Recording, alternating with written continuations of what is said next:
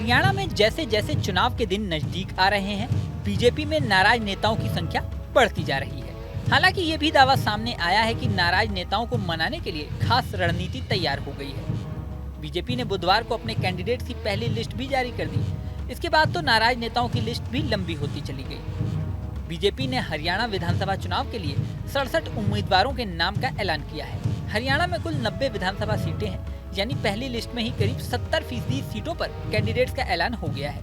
वहीं दूसरी ओर नाराज नेताओं की बात करें तो 2 विधायकों सहित कई नेता अब तक पार्टी की प्राथमिक सदस्यता से इस्तीफा दे चुके हैं। इसके अलावा कई नेता ऐसे हैं जो पार्टी में तो शामिल हैं, लेकिन सोशल मीडिया पर नाराजगी के संकेत दे रहे हैं।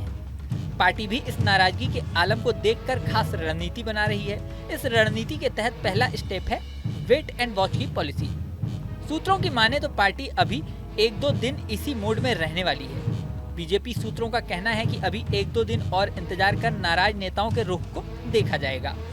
पार्टी को उम्मीद है कि बहुत सारे नेता तीसरी बार सत्ता में वापसी के बड़े उद्देश्य को देखते हुए मान जाएंगे। इसके बाद दूसरा स्टेप चला जाएगा। जो नेता नहीं मानेंगे या जिनकी नाराजगी 1-2 दिन के बाद भी बरकरार रहेगी, उनको मनाने के लिए बीजेपी और संघ के स्थानीय नेताओं को लगाया जाएगा। बीजेपी सूत्र अभी नेताओं की नाराजगी दूर किए जाने के और पार्टी को एकजुट होकर चुनाव मैदान में उतारने के दावे ठोक रहे हैं। वहीं दूसरी ओर बीजेपी उम्मीदवारों की पहली लिस्ट में 9 विधायक बेटिकट हो गए हैं। कुछ सीटों पर टिकट के दावेदार रहे नेता भी टिकट नहीं मिलने से नाराज हैं। 2019 में रनिया विधानसभा सीट से निर्दलीय चुनाव जीते सैनी सरकार के मंत्रिमंडल में शामिल रहे रणजीत चौटाला पहले ही ये ऐलान कर चुके हैं, बीजेपी से टिकट मिले या न मिले, रनिया से ही चुनाव लड़ेंगे। रणजीत चौटाला कुछ महीने पहले विधानसभा की सदस्यता से इस्तीफा देकर बीजेपी में शामिल हुए थे।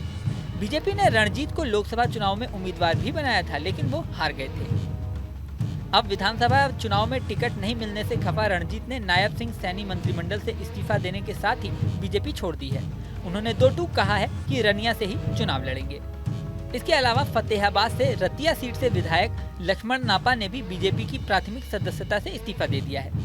बीजेपी ने नापा का टिकट काटकर रतिया से सुनीता दुग्गल को उम्मीदवार बनाया है। बीजेपी के एक अन्य वरिष्ठ नेता शमशेर गिल ने भी बीजेपी से नाता तोड़ने का ऐलान कर दिया है। शमशेर उकलाना सीट से टिकट के दावेदार थे। उन्होंने उकलाना सीट के लिए गलत टिकट आवंटन का आरोप लगाते हुए इसके विरोध में पार्टी छोड़ने का ऐलान किया था और कहा कि बीजेपी अब अटल बिहारी वाजपेयी के सिद्धांतों वाली पार्टी नहीं रही। बीजेपी ने चरखी दादरी विधानसभा सीट से पूर्व मंत्री सतपाल सांगवान के बेटे सुनील सांगवान को टिकट दिया है। इस सीट से पिछली बार बबीता फोगाट पार्टी की उम्मीदवार रही थी। टिकट की रेस से बाहर होने पर पूर्व रेसलर बबीता फोगाट के नाराजगी के भी चर्चे हैं। वहीं दूसरी ओर पहलवान योगेश्वर दत्त भी सोशल मीडिया पर पोस्ट के जरिए कुछ ऐसे ही संकेत दे रहे हैं।